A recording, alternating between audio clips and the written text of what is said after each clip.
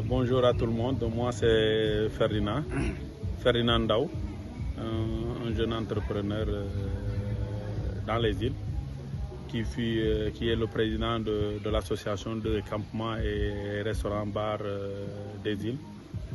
Voilà, donc tout début, il faudrait d'abord remonter à l'histoire de l'association, ce qui nous a motivés en première. Au tout début, on faisait des soirées d'ouverture. Donc avec ces soirées d'ouverture-là, on s'est dit que pourquoi pas collaborer ensemble pour promouvoir le tourisme dans les îles.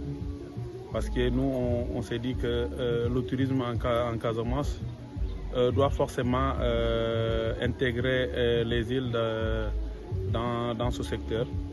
Parce qu'on est le levier principal d'approvisionnement du Cap.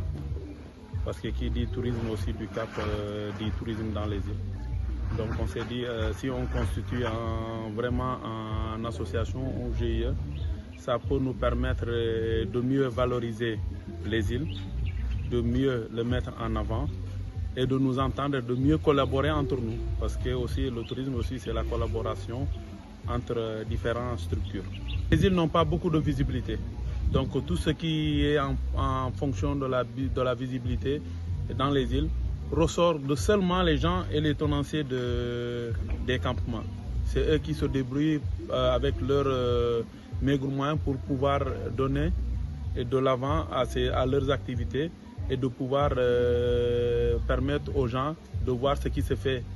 Et ce qui se fait de mieux en Casamance se fait dans les îles.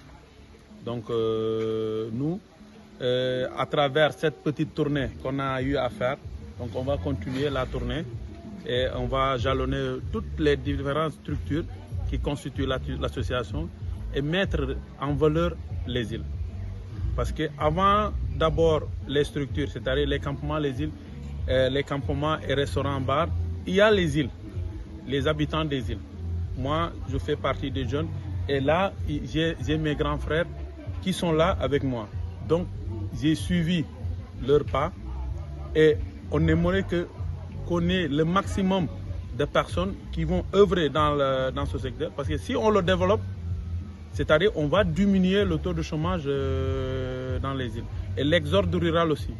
Parce que comme l'État a cette politique aussi de pouvoir permettre aux gens de pouvoir rester chez eux, et nous, on est dans cet objectif-là. Donc si on pouvait avoir plus de visibilité, ça va nous permettre d'engranger beaucoup plus de clientèle. Et qui dit beaucoup plus de clientèle, dit beaucoup plus de personnel.